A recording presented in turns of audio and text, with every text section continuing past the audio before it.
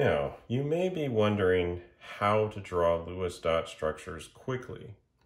And when you're studying organic chemistry, we'll be drawing a lot of Lewis dot structures, or we need to understand them fairly quickly.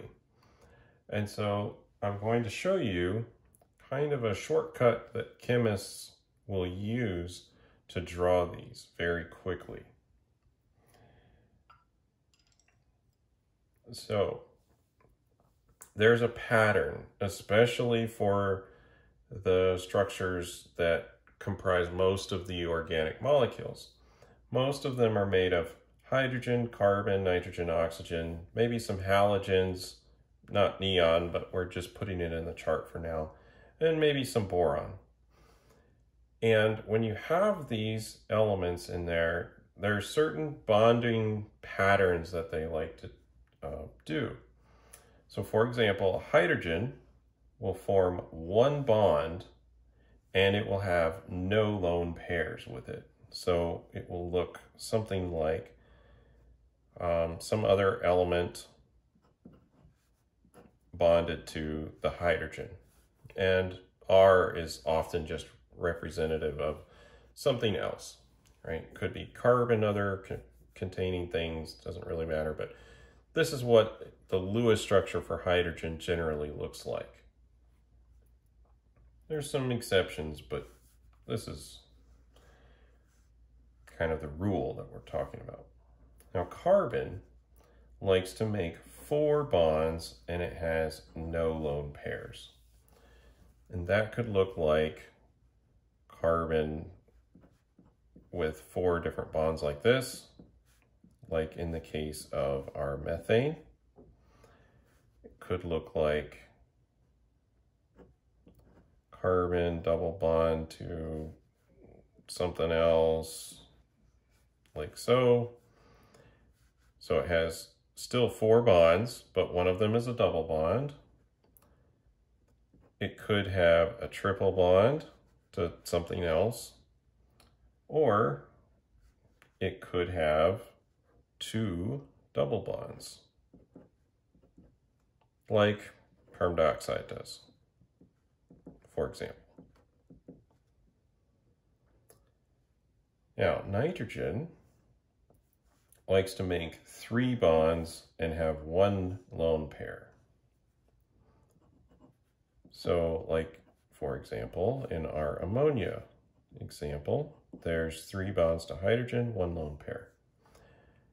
We could also have a double bond to the nitrogen and 1 other bond, like so.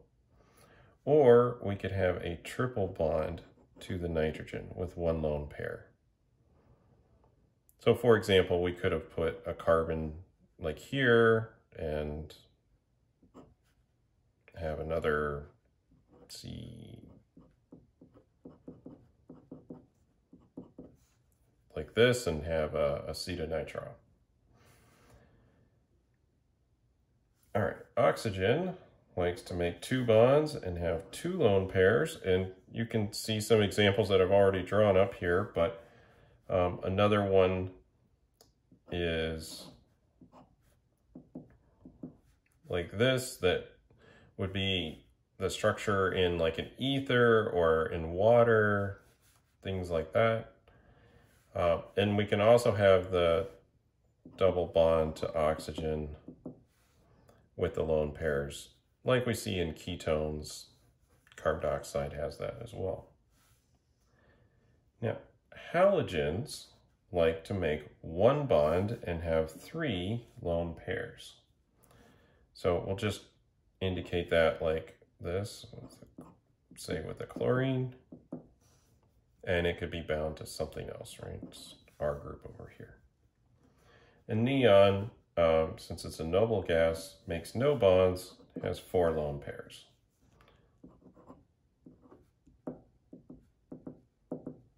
Like so. And I've added in boron, tends to make 3 bonds, often will not have any lone pairs. So something like the boron trifluoride that we drew up before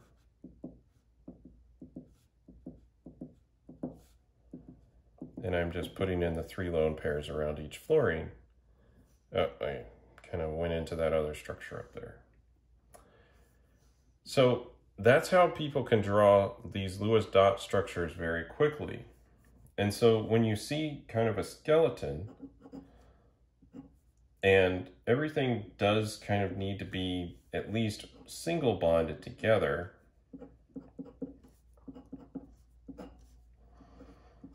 you can start to fill it in very quickly.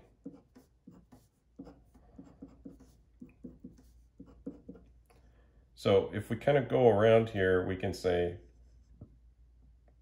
well, nitrogen needs a lone pair, it needs another bond, so I'll stick one in. This carbon has 4 bonds now.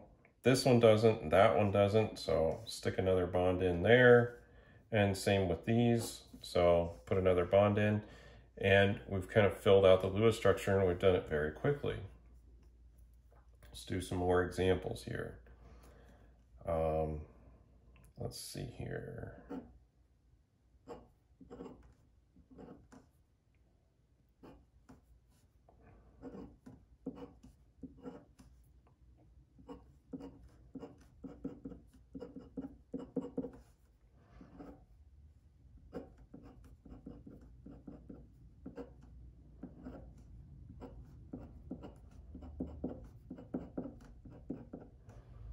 So here we have some ester, and we know that oxygen needs 2 bonds. So this one has 2 bonds, it needs its 2 lone pairs, and this oxygen needs 2 bonds. So we'll add another one in, and it's 2 lone pairs, and this carbon now has its 4 bonds, so it's all set.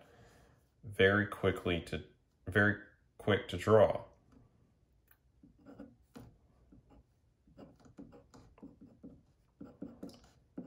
Here's a carbon putting its 4 bonds on. We'll add a nitrogen on here.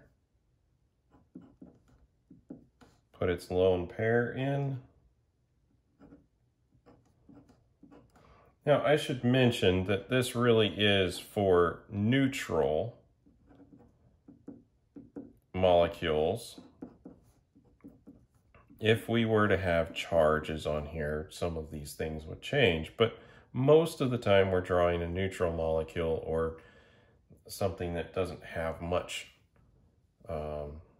variation on it. And even if it is charged, it will only affect a small portion of the molecule, and the rest of it you can still draw out pretty quickly.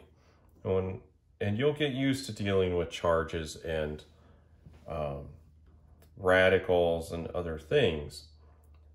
And that's not too hard to deal with once you have drawn lots of these structures and you just kind of practice it. So keep in mind the number of bonds that each one of these elements likes to make, the number of lone pairs they tend to have. Of course, there are exceptions to all of these rules, but there are relatively few, especially for when we're looking at organic molecules. Most of those exceptions to rules would come up if you're getting into the inorganic side of chemistry. So while we're drawing organic Lewis dot structures, we can do it fairly quickly. Thank you for joining, and we'll see you in the next video.